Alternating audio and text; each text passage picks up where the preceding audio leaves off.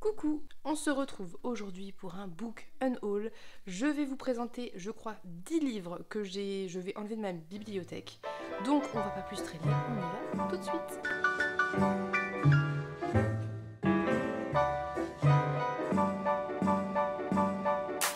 Donc, je vais vous montrer 10 livres que je vais enlever. Alors pourquoi? D'une part parce que normalement, je fais partie des personnes qui ne gardent pas les livres qu'elle ne relira pas. Alors ça a un peu changé parce qu'il y a des livres que j'ai envie de garder alors que je suis pas sûre que je les relirai. Mais c'est parce que c'est plus sentimental qu'autre chose et il faut pas que je commence à partir là-dedans, sinon je vais accumuler trop de livres et je n'aime pas ça. J'aime beaucoup savoir que mes livres tournent, que d'autres personnes vont les lire si moi-même je ne vais pas les relire. Donc je suis en phase d'acceptation, de tri, mais il y en a 10 que j'ai réussi à trier assez facilement et je vais vous les présenter tout de suite. Le premier que je vais vous montrer, ce n'est pas parce que je ne l'ai pas aimé, mais je ne pense sincèrement pas le relire. Et d'ailleurs, je pense que tous les livres que je vais vous montrer, je vais les donner à ma mère, comme ça elle va les lire et les découvrir. Parce qu'on a des goûts relativement similaires, donc ils sont pas non plus perdus entre guillemets. Bref, c'est Songe à la douceur de Clémentine Beauvais, que j'ai bien aimé, enfin que j'ai même beaucoup aimé, que j'ai trouvé très intelligent, très intéressant, mais je ne pense pas que je vais le relire et je ne pense pas que je vais l'utiliser dans l'avenir pour quelque chose, donc je vais le donner à ma mère pour qu'elle le découvre et si elle n'aime pas, bah, elle le mettra en boîte à livres et quelqu'un d'autre aura la chance de le découvrir. Donc c'est la romance slash poésie, poésie moderne. Je vous remets le vlog où je détaille tout ça en barre d'infos si jamais ça vous intéresse. C'est du young adult contemporain, c'est pas le genre que je préfère en temps normal mais lui était plutôt sympa.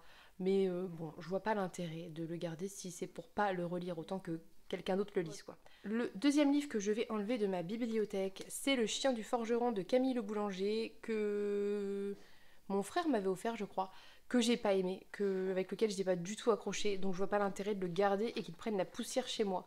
Ça n'a aucun intérêt. Donc pareil, ça j'en ai parlé en bilan, en vlog et tout, je vous remettrai tout ça en barre d'infos, mais en gros on est sur la réécriture de mythologie celtique, peut-être?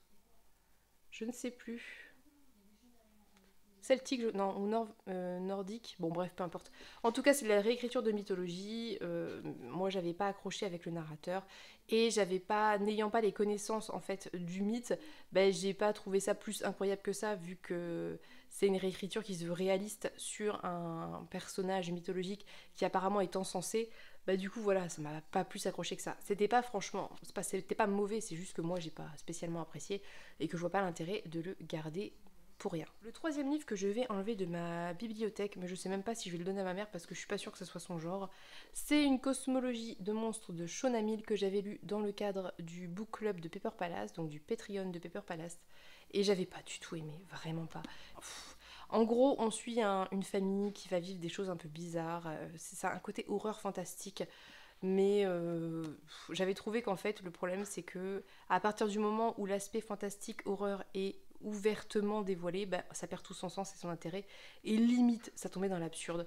Donc vraiment j'avais pas accroché, c'était pas du tout, enfin c'est vraiment pas une lecture qui va rester dans ma mémoire et que j'ai envie de conserver. Pareil, je ne relirai jamais ce livre concrètement et je pense pas que ma mère sera intéressée par cet ouvrage, donc il va partir en boîte à livres ou peut-être que je le mettrai sur Vinted, je ne sais pas, mais en tout cas je ne vais pas le conserver. Donc c'est pareil, je crois que j'en ai parlé en vlog, si je retrouve ça je vous remets ça en barre d'infos, mais ouais, pas une lecture que j'ai envie de conserver tout simplement. Le quatrième, c'est La communauté des esprits, donc de la trilogie de la poussière. Je l'avais trouvé d'occasion après avoir lu le premier tome qui m'avait assez intéressé mais pas...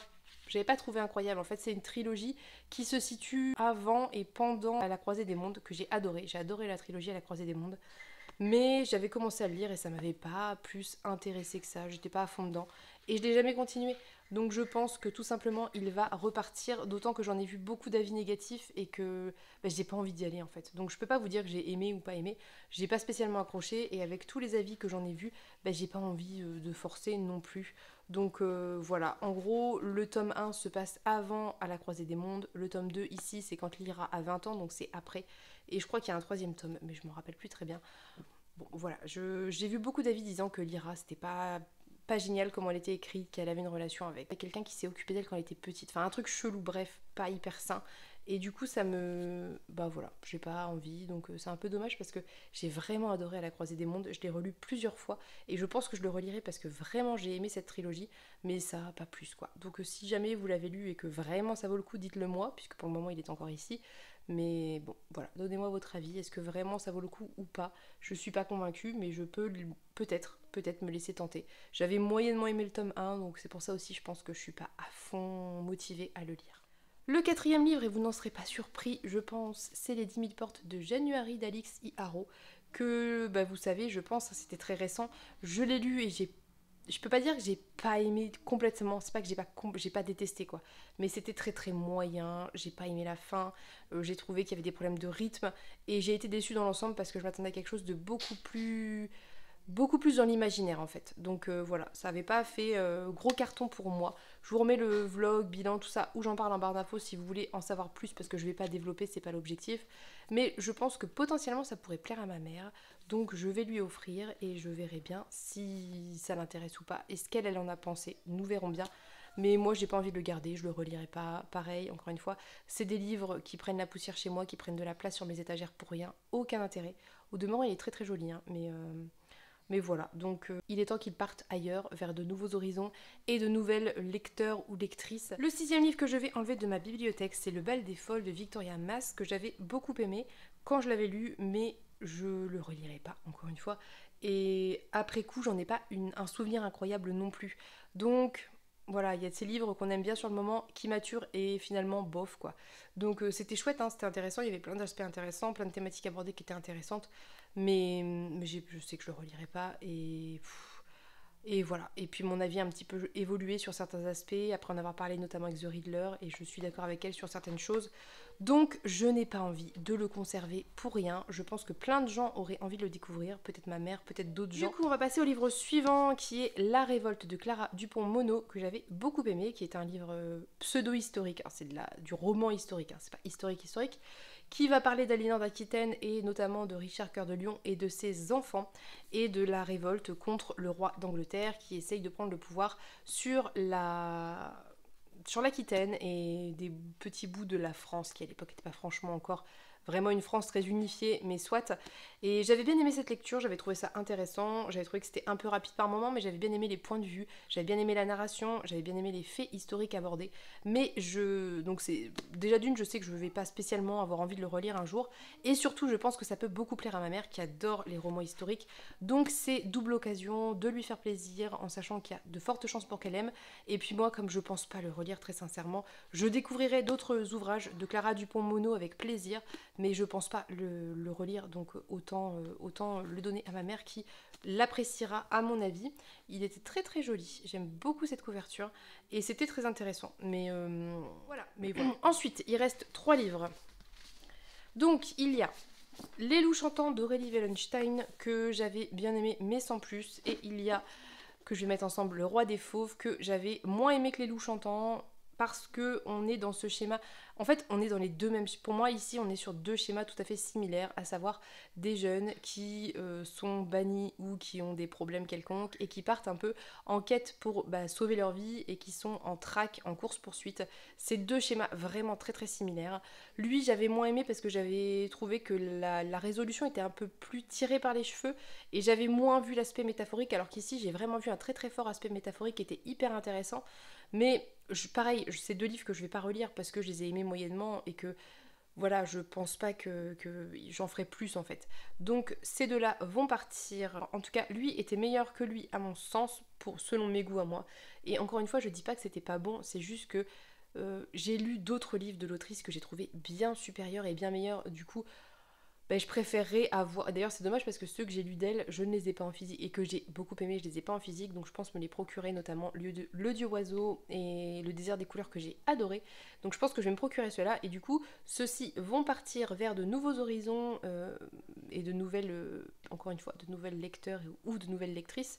Et puis voilà. Le dernier livre que je vais enlever de ma bibliothèque, c'est Le Marchand de sable de Lars Kepler, que j'avais acheté il y a 1000 ans. C'est un thriller, hein. C'est acte sud, acte noir, donc acte sud thriller. Je l'ai jamais lu. Je l'avais acheté d'occasion en bouquinerie et j'ai pas envie de le lire. Je dis pas que ça peut pas être chouette, hein, je pense que ça peut être intéressant, mais j'ai pas envie de thriller et c'est un pavé et la flemme. Et je sais que ma mère aime bien cette collection de chez Actes Sud et que elle potentiellement ça peut l'intéresser. Si vous voulez savoir l'histoire, en gros, on retrouve un jeune homme à Stockholm qui erre, qui est en état d'hypothermie et qui n'arrive pas à lui expliquer ce qui lui est arrivé. Et il parle d'un marchand de sable et donc en fait on découvre qu'il s'agit d'un garçon qui a disparu 13 ans plus tôt avec sa petite sœur. Et donc j'imagine qu'on va reprendre l'enquête de tout ça. Franchement, le résumé me fait envie, mais il va traîner, traîner, traîner, ça fait des années qu'il traîne.